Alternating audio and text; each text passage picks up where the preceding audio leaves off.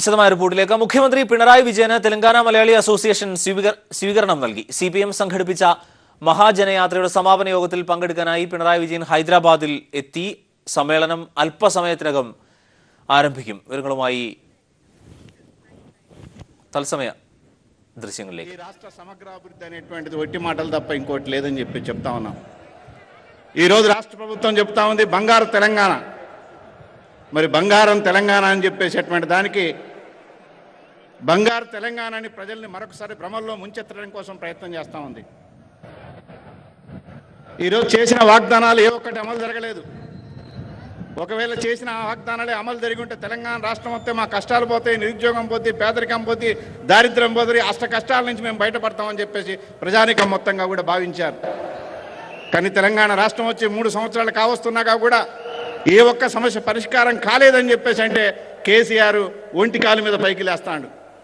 మేము చేసిన వాగ్దానాలను మొత్తం నెరవేర్చినామని చెప్పేసి ఆయన చేసిన వాగ్దానాల్లో 99% అమలు జరగలేదని చెప్పేసి మేము ఘంటాపథంగా చెప్తా ఉన్నాం. అందుకనే మేము ప్రభుత్వాన్ని ఛాలెంజ్ చేశాం. మీరు కనుక చేసి ఉంటే మేము బహిరంగ చర్చకు సిద్ధమని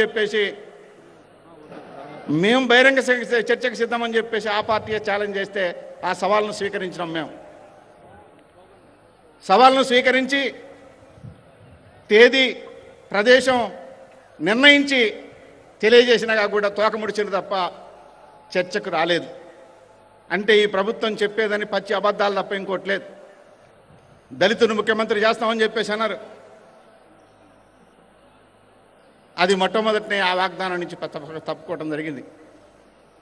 3 ఎకరాల భూమి ఇస్తామన్నారు. ఈ రాష్ట్రంలో దళితులు 9 లక్షల కుటుంబాలు ఉన్నాయి.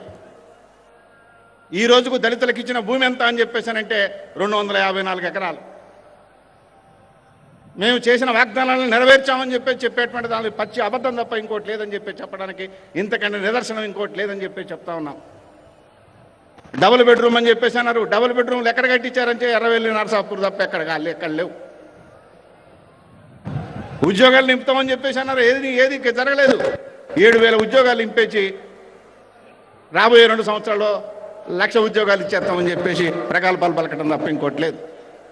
అందుకని ఈ రోజుగా కూడా చనిపోతే పాతి పెట్టడానికి 7 గజాల జాగ కూడా లేనటువంటి పరిస్థితిలో ఉంది ఈ రాష్ట్రం. అందుకని ఈ రాష్ట్రంలో ఉన్నటువంటి సమస్యలన్నీ పాదయాత్ర బృందం దృష్టికి వచ్చినటువంటి అన్ని సమస్యలు కూడా ఈరోజు మొత్తం నిక్షిప్తం చేయడం జరిగింది. వీటినన్నింటినీ కూడా సమగ్రంగా పరిశీలించి CPM పార్టీ ఒక్కటే ఇవన్నీ కూడా వీటి మీద పోరాటం చేసి సాధించుద్దని చెప్పాల. ప్రజలందరినీ ఆలోచించమని చెప్పింది. ప్రజలందరూ కదలాలని చెప్పింది. పాదయాత్ర ఏ సామాజిక న్యాయం కోసం, తెలంగాణ సమగ్రాభివృద్ధి అని చెప్పిందో ఆ నినాదం కొనసాగింపుగానే ఈరోజు CPM బహిరంగ సభ జరుగుతుందని చెప్పేసి అంటే ఈ ముగింపు సభ కూడా CPM పేరు మీద కాదు. సంక్షేమము, సామాజిక న్యాయ సమర సమ్మేళనం అని చెప్పేసి ఈరోజు ఈ వేదిక మీద 100 మంది నాయకులందరినీ కూడా ఆహ్వానించడం జరిగింది. ఈ ఉద్యమ నేతలందరికీ కూడా ఒక విజ్ఞప్తి. సామాజిక ఉద్యమ నేతలకు కానీ, వామపక్ష ఉద్యమ నేతలకు కానీ, సామాజిక మేధావులకు కానీ, ప్రజా సంఘాల నాయకులకు కానీ ఈ వేదిక నుంచి CPM పార్టీ నుంచి ఒక విజ్ఞప్తి చేస్తా ఉన్నాం. ఇప్పుడు ప్రభుత్వం పాదయాత్ర పూర్తయిపోయింది. పాదయాత్ర 100కి 100 సక్సెస్ అయిందని చెప్పేసి దానికోసం ఈరోజు సామాజిక సమస్యల మీద సంక్షేమ పథకాలని కొన్నిటిని ప్రకటించి మేము సామాజిక న్యాయానికి కట్టుబడి ఉన్నామని చెప్తాను. అది సామాజిక న్యాయం కాదు, కేవలం సంక్షేమ పథకాలు తప్ప సామాజిక న్యాయం కాదని చెప్పేసి మేము చెప్పదలుచుకున్నాం. అందుకని ఈ ప్రభుత్వానికి 3 నెలలు 4 నెలలు సమయం వేయాలని చెప్పేసి అనుకుంటున్నాం. 3 నెలలకు కూడా ఈరోజు పాదయాత్రలో ప్రజలు మా దృష్టికి తీసుకొచ్చినాయి. కానీ ప్రభుత్వం చేసినటువంటి వాగ్దానాలు కానీ వీటిని అమలు జరపకపోతే ఈ వేదిక మీద ఉన్నటువంటి సామాజిక ఉద్యమ నేతల్ని, మేధావుల్ని, వామపక్షాల నాయకుల్ని, ప్రజా సంఘాల నాయకులందరినీ కూడా 3 నెలల పాటు ఒక్కొక్కరితో మా పార్టీ రాష్ట్ర కార్యదర్శి ఇతర బృందం కలిసి వారితో చర్చించి ఈ సమస్యలన్నింటినీ కూడా ముందే మేము సాయుధ విడుదల చేశాం. తెలంగాణ రాష్ట్ర సమగ్రాభివృద్ధి జరగాలని చెప్పేసి అంటే సామాజిక న్యాయంతో కూడినటువంటి సమగ్రాభివృద్ధి అని చెప్పేసానంటే మేము ముసాయిదాన్ని ప్రజల ముందు ఉంచాం, మేధావుల ముందు ఉంచాం, ప్రభుత్వం ముందు ఉంచాం. దీంట్లో మీ సూచన సలహాలు చేయండి. ఈ రాష్ట్రం తెలంగాణ సమగ్రాభివృద్ధి కోసం ముందుకు సాగాలంటే సామాజిక తరగతులు ఎట్లా అభివృద్ధి కావాలనో స్పష్టంగా పేర్కొనడం జరిగింది. పెద్దలందరూ సూచనలు సలహాలు కూడా ఇస్తూ ఉన్నారు. వీటన్నిటి మీద సమగ్రంగా ఈ ఉద్యమ నాయకులందరితోని, వామపక్షాలతోని, ప్రజా సంఘాలతోని, సామాజిక నాయకులతోని, మేధావులతో చర్చించి ఈ 3 నెలలు అంగీకృత అంశాల మీద ఒక ప్రణాళికను తయారు చేసి ఆ ప్రణాళిక ప్రాతిపదిక మీద ఇక్కడున్నటువంటి వేదిక మీద ఉన్నటువంటి నాయకులందరూ, వామపక్ష సామాజిక మేధావులందరిగా కూడా, సామాజిక ఉద్యమ నేతలంతగా కూడా ఈ రాష్ట్రంలో అలుపెరగని పోరాటాలని సృష్టించి ఈ రాష్ట్ర ప్రభుత్వం మెడలు వంచి ఈ సమస్యల సాధన కోసం മുഖ്യമന്ത്രി പിണറായി വിജയന് തെലങ്കാന മലയാളി അസോസിയേഷൻ സ്വീകരണം നൽകി. CPIM സംഘടിപ്പിച്ച മഹാജനപഥ യാത്രയുടെ സമാപന യോഗത്തിൽ പങ്കെടുക്കാനാണ് പിണറായി വിജയൻ ഹൈദരാബാദിൽ എത്തിയത്. സമ്മേളനം അല്പസമയത്തിനകം ആരംഭിക്കും. സന്തോഷ് സർലിംഗ് ഞങ്ങളുടെ പ്രതിനിധി ചേരുന്നു. സന്തോഷ്, യഥാർത്ഥത്തിൽ 5 മാസം നീണ്ട മഹാജനപഥ യാത്രയുടെ മഹാസംഗമമാണ് ഹൈദരാബാദിൽ നടക്കുന്നത്. എത്രത്തോളം ആവേശഭരിതമാണ്? അരുൺ, തെലങ്കാന CPIM സംസ്ഥാന സെക്രട്ടറി അമിനേനി വീരഭദ്രയുടെ നേതൃത്വത്തിൽ ആരംഭിച്ച പദയാത്രയുടെ സമാപന സമ്മേളനമാണിത്. കഴിഞ്ഞ 150 ദിവസത്തിലേക്കായി 4000-ലേറെ കിലോമീറ്ററുകൾ പിന്നിട്ടാണ് ഇന്ന് പദയാത്ര സമാപിക്കുന്നത്. പദയാത്രയുടെ മുഖ്യ അതിഥിയായി കേരള മുഖ്യമന്ത്രി പിണറായി വിജയൻ പങ്കെടുക്കും. CPIM ദേശീയ ജനറൽ സെക്രട്ടറി സീതാറാം യെച്ചൂരിയും പങ്കെടുക്കുന്നുണ്ട്. പിണറായി വിജയൻ മുഖ്യമന്ത്രിയായ ശേഷം ആദ്യമായാണ് തെലങ്കാനയിൽ എത്തുന്നത്. അതുകൊണ്ട് തന്നെ ഇവിടുത്തെ മലയാളി അസോസിയേഷനുകളും അദ്ദേഹത്തിന് പ്രത്യേക സ്വീകരണം ഒരുക്കിയിട്ടുണ്ട്. ഇപ്പോൾ RTCയിലെ കലാഭവൻ ഓഡിറ്റോറിയത്തിൽ തെലങ്കാനയിലെ വിവിധ മലയാളി അസോസിയേഷനുകൾ സംയുക്തമായി നടക്കുന്ന സ്വീകരണ സമ്മേളനത്തിൽ മുഖ്യമന്ത്രി പിണറായി വിജയൻ പങ്കെടുക്കുകയാണ്. അതിനുശേഷം അദ്ദേഹം മഹാപദയാത്രയുടെ സമാപന സമ്മേളന വേദിയിലെത്തും. പദയാത്രയുടെ സമാപനത്തിലുള്ള ഒരുക്കങ്ങൾ ഇപ്പോൾ വേദിയിലേക്ക് ഇപ്പോൾ ജനം എത്തിക്കൊണ്ടിരിക്കുന്നത് നമുക്ക് കാണാനാകും. വൈകുന്നേരം 6 മണിയോടുകൂടി സരോവർ നഗർ നിഗമത്തിൽ വമ്പിച്ച പൊതു സമ്മേളനമായിരിക്കും നടക്കുക. നിലവിൽ വർഗീയതയ്ക്കെതിരെ വളർന്നു വരുന്ന വർഗീയതയ്ക്കും സാമൂഹ്യ അനീതിക്കുമെതിരെയുള്ള ഒരു വലിയ മുദ്രാവാക്യം ഉയർത്തിയാണ് പദയാത്ര നടക്കുന്നത്.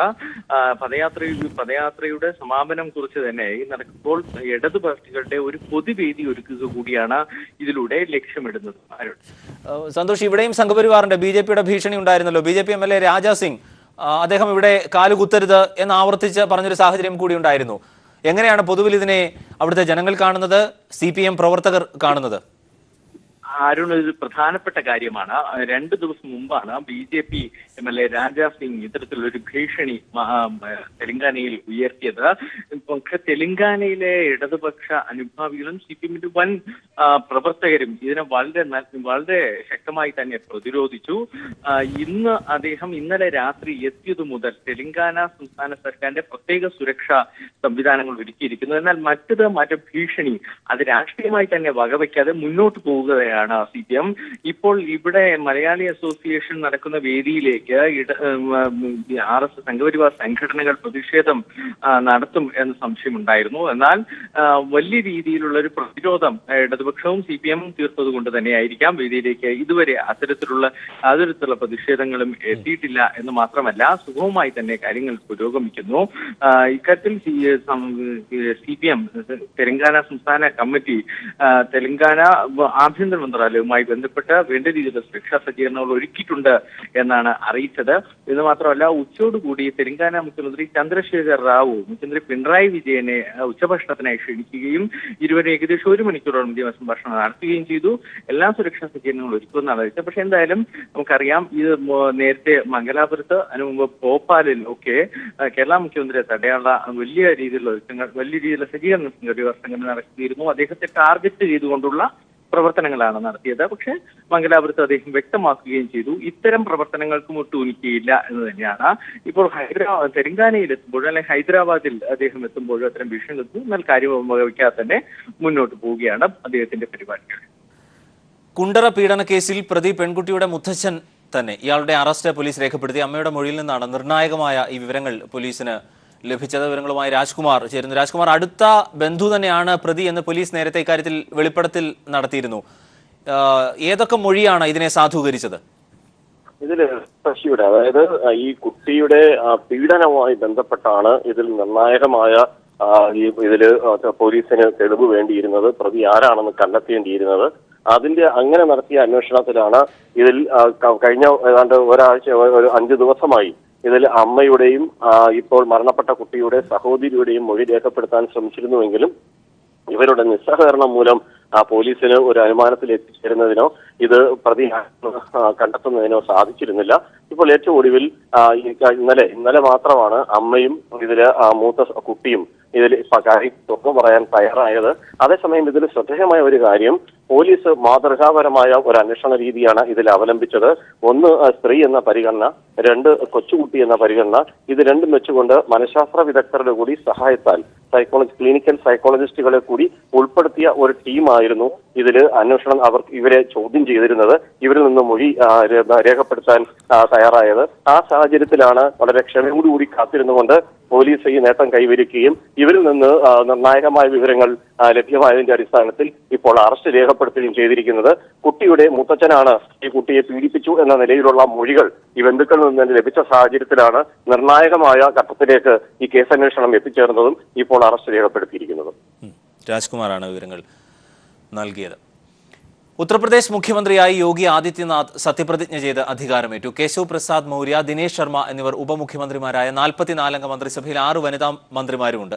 മുതിർന്ന BJP നേതാക്കളായ LK അദ്വാനി, മുരളി മനോഹർ ജോഷി എന്നിവരുടെ സാന്നിധ്യത്തിലായിരുന്നു സത്യപ്രതിജ്ഞ. പ്രധാനമന്ത്രി നരേന്ദ്രമോദി, അമിത്ഷാ, വെങ്കയ്യ നായിഡു, രാജ്നാഥ് സിംഗ് തുടങ്ങിയവരും സത്യപ്രതിജ്ഞ ചടങ്ങിന് എത്തിയിരുന്നു. ചടങ്ങിന് മുൻപായി മുൻ മുഖ്യമന്ത്രി അഖിലേഷ് യാദവ് നിയുക്ത മന്ത്രിമാരെ പ്രശംസിച്ചത് ശ്രദ്ധേയമായി.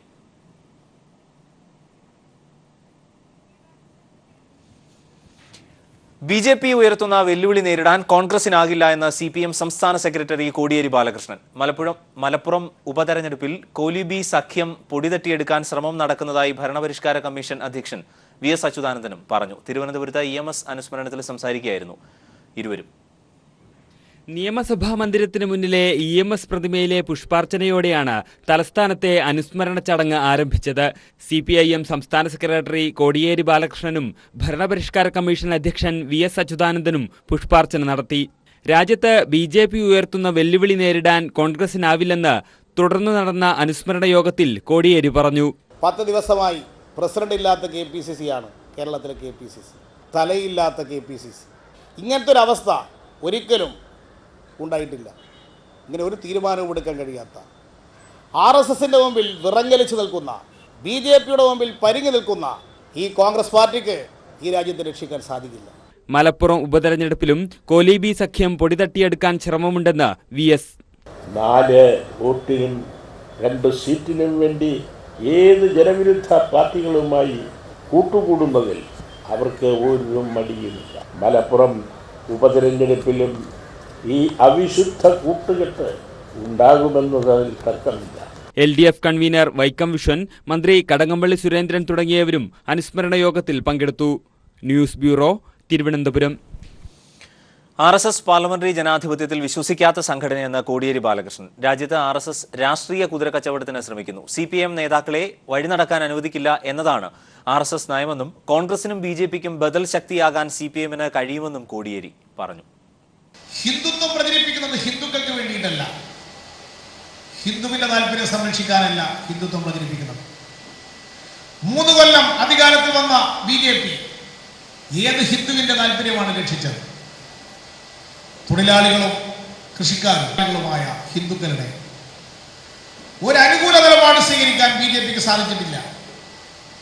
BJP പ്രതിദാനം ചെയ്യുന്നത് കോർപ്പറേറ്റുകളെയാണ് പ്രതിദാനം ചെയ്യുന്നത്. ഇന്ത്യയിലെ ബൂർഷ്വാ ഭൂപ്രഭുത്വ പാർട്ടിയാണ് ഭാരതീയ ജനതാ പാർട്ടി. അതിന്റെ ലക്ഷണമൊത്ത ഒരു സർക്കാരാണ് ഇന്ന് കേന്ദ്രത്തിൽ അധികാരത്തിലുള്ള മോദിയുടെ സർക്കാർ. മലപ്പുറം ഉപതെരഞ്ഞെടുപ്പിൽ കോലിബി സഖ്യം എന്ന ആരോപണം അടിസ്ഥാനരഹിതമാണെന്ന് BJP സംസ്ഥാന അധ്യക്ഷൻ കുമ്മനം രാജശേഖരൻ. കാലങ്ങളായി പറയുന്ന തുരുമ്പിച്ച ആരോപണമാണിത്. മലപ്പുറത്ത് BJPയുടേത് കരുത്തനായ സ്ഥാനാർത്ഥിയാണെന്നും കുമ്മനം തിരുവനന്തപുരത്ത് പറഞ്ഞു. അതൊക്കെ അടിസ്ഥാനരഹിതമാണ്. എല്ലാ കാലത്തും എപ്പോഴും പറഞ്ഞു പഴകി തുരുമ്പിച്ചു പോയ ആരോപണമാണ്. യാതൊരു സത്യവും അതിലില്ല. BJPയുടെ സ്ഥാനാർത്ഥി കരുത്തൻ തന്നെയാണ്. അവിടുത്തെ ജനങ്ങളുടെ ഇടയിൽ പൊതുപ്രവർത്തന രംഗത്ത് കഴിഞ്ഞ ഏതാണ്ട് 25-30 വർഷക്കാലമായി പ്രവർത്തിച്ചു വരുന്ന അവിടുത്തെ ഒരു പ്രമുഖ അഭിഭാഷകനാണ് മത്സരിക്കുന്നത്. CPM സംസ്ഥാന സെക്രട്ടറി കോടിയേരി ബാലകൃഷ്ണന്റെ വെല്ലുവിളി ഏറ്റെടുക്കാൻ മുസ്ലിം ലീഗ് തയ്യാറാണെന്ന് KP മജീദ്. മലപ്പുറം ഉപതെരഞ്ഞെടുപ്പ് ഫലം സംസ്ഥാന സർക്കാരിന്റെ വിലയിരുത്തലാകുമെന്നും KP മജീദ് മലപ്പുറത്ത് പറഞ്ഞു. അദ്ദേഹത്തിന് അങ്ങനെ പറയാൻ പറ്റും. അങ്ങനെ പറഞ്ഞില്ലെങ്കിൽ അവരുടെ പാർട്ടി അണികളോ പ്രവർത്തകന്മാരോ ഇപ്പം തന്നെ നിശ്ചലാവും. അങ്ങനെയാണല്ലോ. അതുകൊണ്ട് ഇത് ഗവൺമെൻറ് വിലയിരുത്തലാണ് എന്ന് സ്വാഭാവികമായി പറയും. ഞങ്ങൾ ആ വെല്ലുവിളി നേരിടാൻ തയ്യാറാണ്. ഞങ്ങൾ പറയുന്നത് ഈ ഗവൺമെൻറ് വിലയിരുത്തലായിരിക്കും. കേന്ദ്ര സംസ്ഥാന സർക്കാരുകളുടെ ഭരണത്തിലുള്ള വിലയിരുത്തലാകും മലപ്പുറം ഉപതെരഞ്ഞെടുപ്പ് എന്ന രമേശ് ചെന്നിത്തല. UDF ഒറ്റക്കെട്ടായി മത്സരിക്കുമെന്നും അഹമ്മദ് നേടിയതിനേക്കാൾ ഭൂരിപക്ഷം നേടുമെന്നും രമേശ് ചെന്നിത്തല പറഞ്ഞു. സോണിയാഗാന്ധി വിദേശത്ത് നിന്ന് തിരിച്ചെത്തിയാൽ ഉടൻ KPCC അധ്യക്ഷനെ തെരഞ്ഞെടുക്കുമെന്നും രമേശ് ചെന്നിത്തല കണ്ണൂരിൽ വാർത്താ സമ്മേളനത്തിൽ പറഞ്ഞു. UDF വൻ ഭൂരിപക്ഷത്തോടെ ജയിക്കും. കഴിഞ്ഞ തവണ അഹമ്മദിന് കിട്ടിയതിനേക്കാൾ കൂടുതൽ ഭൂരിപക്ഷത്തോടെ കുഞ്ഞാലിക്കുട്ടിയെ വിജയിപ്പിക്കണം എന്നുള്ള ലക്ഷ്യത്തോടു കൂടിയാണ് UDF ഒറ്റക്കെട്ടായി പ്രവർത്തിക്കുന്നത്. വൻ ചരിത്ര വിജയം മലപ്പുറത്ത് നേടുമെന്നാണ് ഞങ്ങളുടെ പൂർണ്ണമായ വിശ്വാസം. തീർച്ചയായിട്ടും സംസ്ഥാനത്ത് നടക്കുന്ന ഒരു ഉപതെരഞ്ഞെടുപ്പ് സംസ്ഥാന ഗവൺമെന്റിന്റെ വിലയിരുത്തലായി തന്നെ മാറും, ഒരു സംശയവും വേണ്ട കാര്യത്തിൽ. അതുപോലെ തന്നെ കേന്ദ്ര ഗവൺമെന്റിന്റെയും വിലയിരുത്തലാകും. പാർലമെന്റ് ഇലക്ഷനാണ് കേന്ദ്ര സംസ്ഥാന ഗവൺമെന്റുകളുടെ ഭരണത്തിന്റെ വിലയിരുത്തൽ കൂടിയായി തന്നെ ഇത് മാറും, ഒരു സംശയവുമില്ല കാര്യത്തിൽ. കേരളത്തിലെ CPM പ്രവർത്തനത്തിന് എതിരെ RSS പ്രമേയം. CPM പ്രവർത്തകരെ നേരിടാൻ നീക്കം ശക്തമാക്കണം എന്ന് RSS അഖിലേന്ത്യാ സമ്മേളനത്തിൽ ആഹ്വാനം.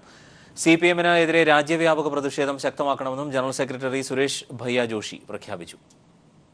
കോയമ്പത്തൂരിൽ ആരംഭിച്ച RSS അഖില ഭാരതീയ പ്രതിനിധി സഭയിലാണ് കേരളത്തിൽ CPM പ്രവർത്തനത്തിനെതിരെ നീക്കം ശക്തമാക്കണമെന്ന നിർദ്ദേശം പ്രധാന പ്രമേയത്തിൽ പ്രതിപാദിക്കുന്നത്. RSS തലവൻ മോഹൻ ഭാഗവത്തിന്റെ സാന്നിധ്യത്തിൽ ജനറൽ സെക്രട്ടറി സുരേഷ് ഭയ്യ ജോഷിയാണ് മുഖ്യപ്രമേയം അവതരിപ്പിച്ചത്.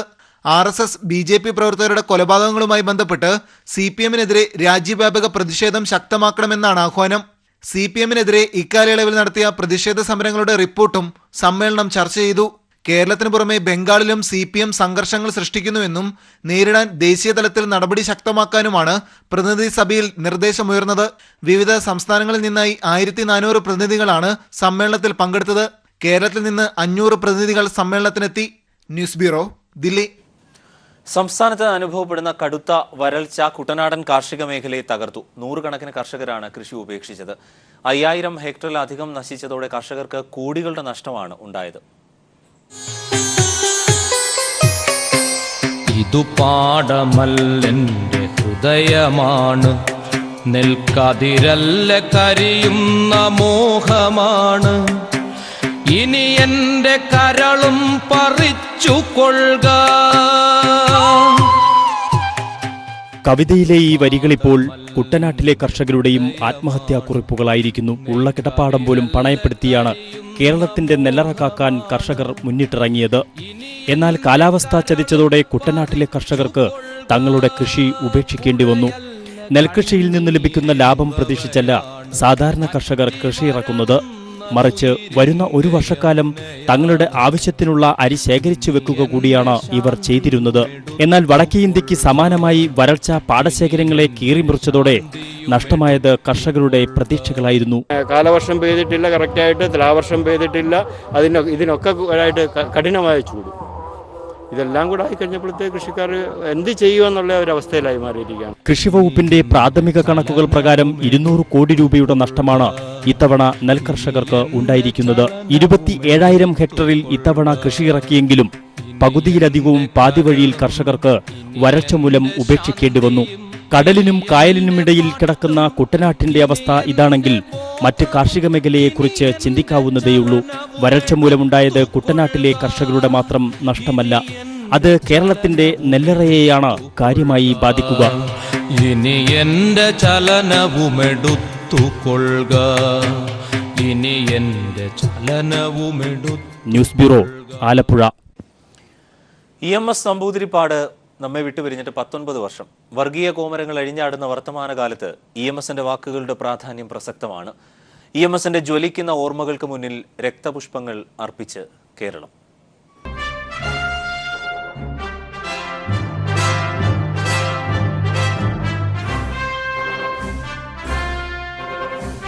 സഖാവ് EMS നമ്പൂതിരിപ്പാട് നമ്മെ വിട്ടുപിരിഞ്ഞിട്ട് 19 വർഷമാകുന്നു. ജന്മിത്തം കൊടികുത്തി വാഴുന്ന കാലഘട്ടത്തിൽ സാമൂഹിക പരിഷ്കരണ പ്രസ്ഥാനത്തിന്റെ തീക്ഷ്ണമായ സമരങ്ങളിൽ പങ്കാളിയായാണ് EMS പൊതുപ്രവർത്തനം ആരംഭിച്ചത്. പിന്നീട് സ്വത്വജീവിതം ത്യജിച്ച് ജന്മിത്വത്തിന്റെയും സമ്പത്തിന്റെയും അധികാരവും സൗകര്യങ്ങളും വിട്ടെറിഞ്ഞ് ബ്രാഹ്മണ മേധാവിത്വത്തിന്റെ പൂണൂലറുത്തുമാറ്റി കാലത്തെയും ചരിത്രത്തെയും തനിക്കൊപ്പം നടത്തിയ EMS ഒരു അത്ഭുതം തന്നെയാണ് സൃഷ്ടിച്ചത്. കേരളത്തിൽ കമ്മ്യൂണിസ്റ്റ് പാർട്ടി കെട്ടിപ്പടുക്കുന്നതിന് നേതൃത്വം നൽകിയ EMS അഖിലേന്ത്യാ തലത്തിൽ പാർട്ടിയുടെ വളർച്ചയ്ക്ക് വലിയ സംഭാവനയാണ് നൽകിയത്. തൊഴിലാളി വർഗത്തിനു വേണ്ടിയുള്ള പോരാട്ടത്തിൽ ലളിതമായ സ്വന്തം ജീവിതത്തിലൂടെ മലയാളികൾക്ക് മാതൃകയായി EMS എന്ന EM ശങ്കരൻ നമ്പൂതിരിപ്പാട്. നല്ല രാഷ്ട്രീയക്കാരനാവാൻ വേണ്ട പ്രധാന ഗുണം ഒന്ന് സത്യസന്ധതയും മര്യാദയും, രണ്ട് ജനങ്ങളോടുള്ള അടുപ്പം, ജനങ്ങളെ സേവിക്കാനുള്ള സന്നദ്ധത. ആചാരത്തിന്റെയും വിശ്വാസത്തിന്റെയും അദൃശ്യ തടവറയ്ക്കുള്ളിൽ ഭയന്നു വിറച്ചു നിൽക്കുകയായിരുന്ന മനുഷ്യ മനസ്സുകളെ മോചിപ്പിക്കാൻ അദ്ദേഹം തന്റെ ജീവിതം തന്നെ മാറ്റിമറച്ചു. ലോകത്തിലാദ്യമായി ജനാധിപത്യ വ്യവസ്ഥയിലൂടെ ഭരണത്തിലെത്തിയ ഒരു കമ്മ്യൂണിസ്റ്റ് മുഖ്യമന്ത്രി എന്ന സവിശേഷണവും EMSന് സ്വന്തം. കേരളം കണ്ടതിൽ വെച്ച് ഏറ്റവും മികച്ച ഭരണാധികാരിയായിരുന്നു അദ്ദേഹം. വർഗീയതയ്ക്കെതിരെയും ജന്മിത്വ സമ്പ്രദായത്തിനെതിരെയും ശക്തമായ പോരാട്ടമാണ് EMS നടത്തിയത് എന്നതിന് ഒരു ഉദാഹരണമാണ് ജന്മിത്വ സമ്പ്രദായത്തിന്റെ അടിവേറക്കുന്ന രീതിയിൽ EMS സർക്കാരിന്റെ കാലത്ത് അവതരിപ്പിക്കപ്പെട്ട ഭൂപരിഷ്കരണ ബിൽ. ചരിത്രമെന്നത് സമ്പന്നന്റെയും രാജാക്കന്മാരുടെയും ജീവചരിത്രം മാത്രമല്ലെന്നും കീഴാളനും അടിച്ചമർത്തപ്പെടുന്നവനും ചരിത്രം നിർമ്മിക്കാൻ സ്ഥാനമുണ്ടെന്നും EMS ഉറക്കെ പറഞ്ഞു. വർഗീയതയുടെ അന്തരീക്ഷം വളരുന്ന, വർഗീയ കോമരങ്ങൾ കൊടികുത്തിവാഴുന്ന, അസഹിഷ്ണുതയുടെ വർത്തമാനങ്ങൾ രാജ്യത്തിന്റെ മതേതര മനസ്സുകളെ വ്രണപ്പെടുത്തുന്ന ഈ കാലത്ത് EMSന്റെ വാക്കുകളുടെ പ്രാധാന്യം ഒട്ടും തന്നെ കുറഞ്ഞിട്ടില്ല. കേരളത്തിന്റെ മനസ്സിൽ എക്കാലവും EMS ജീവിക്കും, ഒരു രക്തനക്ഷത്രമായി. News desk. State bank of ഇന്ത്യയുടെ സാമൂഹ്യ പ്രതിബദ്ധത പദ്ധതിയുടെ ഭാഗമായി ഡിജിറ്റൽ വില്ലേജ് പദ്ധതിക്ക് തുടക്കം കുറിച്ചു. പൊതുജനങ്ങൾക്ക് സൗജന്യ ഇന്റർനെറ്റ് ബാങ്കിംഗ് സംവിധാനം ലഭ്യമാക്കുക എന്ന ലക്ഷ്യത്തിലൂന്നിയ പദ്ധതിക്കാണ് തുടക്കമായത്. തൃശൂർ 3 പീടികയിൽ നടന്ന ചടങ്ങിൽ Kaipamangalam MLA ET Tyson master പദ്ധതിയുടെ ഉദ്ഘാടനം നിർവഹിച്ചു. State bank of India managing director Rajneesh Kumar ഉൾപ്പെടെയുള്ളവർ ചടങ്ങിൽ പങ്കെടുത്തു. പാലക്കാട് ജില്ലയിൽ 50 സർക്കാർ വിദ്യാലയങ്ങളിലായി 50 ശൗചാലയങ്ങൾ നിർമ്മിക്കുന്ന പദ്ധതിക്കും തുടക്കമായി.